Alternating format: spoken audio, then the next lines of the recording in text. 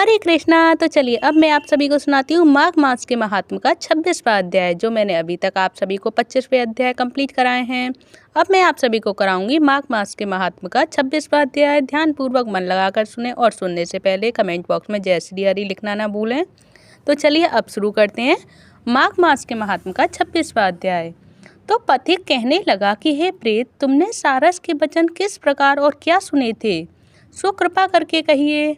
तो प्रेत कहने लगा कि इस वन में कोहरा नाम की नदी पर्वत से निकली है और मैं घूमता घूमता उस नदी के किनारे पहुंचा और थकावट दूर करने के लिए वहां पर ठहर गया।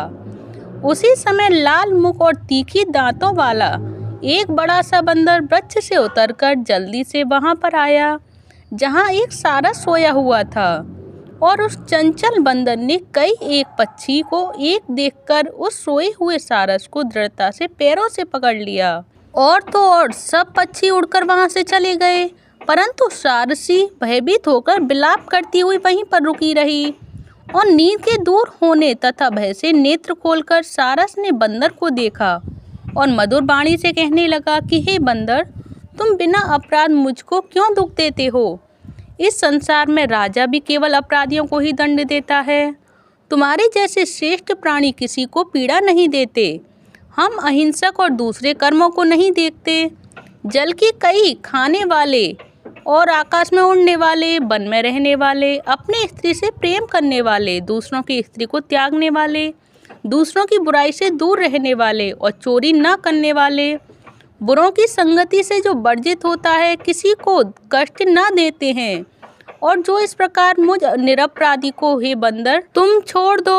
और मैं तुम्हारे पहले जन्म के वृतांत जानता हूँ, सो मैं तुम्हें बता सकता हूँ। यह वचन सुनकर वह बंदर उसको छोड़कर दूर बैठ गया और कहने लगा कि तुम मेरे पूर्व जन्म के वृतांत को कैसे जानते हो? तुम अज्ञानी पक्षी हो और मैं वन में घूमने वाला हूँ। तो सारस कहने लगा कि मैं अपनी जाति की स्मृति के बल से तुम्हारे पूर्व जन्म का सब वृतांत जानता हूँ। तुम पूर्व जन्म में विंध्य पर्वत के राजा थे और मैं तुम्हारे कुल का पूज्य पुरोहित था।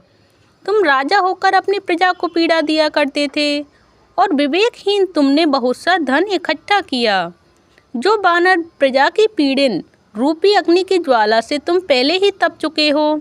पहले तुम कुंभी पाक नरक में गिराए गए और तुम्हारे शरीर को नरक में 3000 वर्ष बीत गए। फिर नरक से निकलकर बचे हुए पापों के कारण इस बंदर की योनि में आए और मुझको मारना चाहते हो।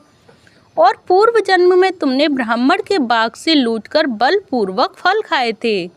उसका यह भयंकर फल प्राप्त हुआ कि तुम वानर और वनवासी हुए, और प्राणी को हमेशा ही अपने किए हुए कर्मों के अनुसार ही फल अवश्य भोगना पड़ता है। इसको देवता भी नहीं हटा सकते। और इस प्रकार मैं सारस का जन्म लेकर भी अज्ञान से मोहित नहीं हुआ। तो ये सब उसने बानर को कहा, और इस कथा को कहकर बानर कहने लगा कि यदि ठीक ही जानते हो तो तुम बताओ कि तुम पक्षी कैसे हुए। तो सारस कहने लगा कि मेरी दुर्गति का कारण भी सुनो। तुमने नर्मदा नदी के किनारे पर सूर्य ग्रहण के समय बहुत से ब्राह्मणों के निमित्त 100 ढेर अन्न के दान किए थे, और मैंने प्रोताई के मध्य से थोड़ा सा ब्राह्मणों को दिया और बाकी सब में आप ही हर ले गया।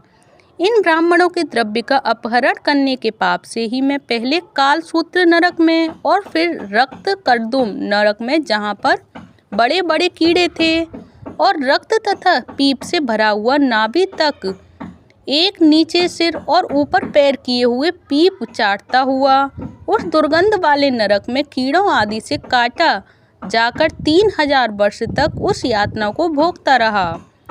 फिर मैं नरक के दुख का वर्णन नहीं कर सकता। फिर नरक की यातना से मुक्त होकर यह सारस का जन्म मैंने पाया, क्योंकि पूर्व जन्म में अपनी बहन के घर से कांसे का बर्तन चुराया था। इसको मैंने एक जोहारी को दिया और इसी से मैं सारस योनि में आया। और यह मेरी पत्नी यानी कि स्त्री जो पिछले जन्म में ब्राह्मणी थी, इसने भी कांसे की चोरी की थी। इसी से हम मेरी स्त्री और सारसी हुई है। यह सब मैंने तुमसे कर्म फल कहा। अब भविष्य की बात भी सुनो कि अब मैं तुम और यह मेरी स्त्री भी हंस होंगे और काम रूप देश में सुख से निवास करेंगे। फिर इसके पश्चात गौर योनि में और फिर जाकर दुर्लभ मनुष्य योनि को प्राप्त होंगे। इसमें मनुष्य पाप और पुण्य दोनों ही हो कर सकते हैं और इस प्रकार शिव की माया से इन दोनों जगत के मोह को प्राप्त होता है। ये सभी जो भी महत्व हैं और जो माया है ये शिव की करनी से ही होती है और भगवान शिव की कृपा से ही हमें उनके कर्म के फलों को भोगना पड़ता है। और यह सारा जगत जो मोह को प्राप्त होता है न केवल हम ही परंतु इस संसार के सभी जीव प्रवृत्ति मार्ग में फंसकर अच्छे और बुरे कर्म करते हैं और उनका फल भोगते हैं। इसीलिए सब प्राणियों को धर्म का सेवन करना चाहिए। देवता, असुर, मनुष्य, व्याघ्र, कीड़े मकोड़े सभी से कंटक रूपी मार्ग को नहीं छूटता। जो भी कंटक रूपी मार्ग हैं वो कोई भी हमसे नहीं छूटता। केवल वेदांत जानने वाले योगी ही इस मार्ग से बच सकते हैं। इसी कारण बड़े बड़े महात्मा भी कर्म के फल को टाल नहीं सकते और उपाय से तथा बुद्धि से कोई भी इसको बदल नहीं सकता। तुम पहले राजा थे, फिर नरक में गए और अब बंदर की योनि में वन में फिरते हो और फिर भी ऐसा ही जन्म पाओगे। ऐसा विचार कर आनंद पूर्वक और धैर्य धरकर विचरते हुए काल की प्रतीक्षा करो। तब वानर ने कहा कि पहले जन्म में मैं तुम्हारी पूजा करता था, अब तुम मुझको प्रणाम करते हो। तुम जाति के स्मरण से मेरे पूर्व जन्म के वृतांत को जानते हो। आनंद पूर्वक रहो, तुम्हारा कल्याण हो। तुम्हारे वचनों को सुनकर मैं मोह रहित होकर वन में विचरूंगा। और प्रेत कहने लगा कि हे पथिक, मैंने नदी के तट पर बंदर और सारस का यह संवाद सुना, तब मुझको बोध हुआ और मोह तथा शोक का नाश हुआ। जय श्री हरि। तो देखिए ये रहा माघ मास के महात्म का 26वां अध्याय। तो मैंने आप सभी को सुनाया, आप एक दूसरे को सुना के पुण्य के भागी बन सकते हैं। और देखिए आप सभी को इस अध्याय में पता चला कि हमें किस तरह से कर्मों के फलों को भोगना पड़ता है। हमें जैसे कर्म हम करते हैं, अच्छे करें या बुरे करें, सभी के कर्म जैसे जैसे होते हैं, उनके कर्म उन्हीं के अकॉर्डिंग होते हैं। तो मैं आप सभी से कहूँगी कि अपने कर्मों को सुधारिए, अपने कर्मों को अच्छे बनाइए, जिससे कि हमें भी आगे चलकर, क्योंकि इस शरीर में जो भी हम कर्म करेंगे वो हमें नेक्स्ट योनि में ही प्राप्त होगा उसका फल।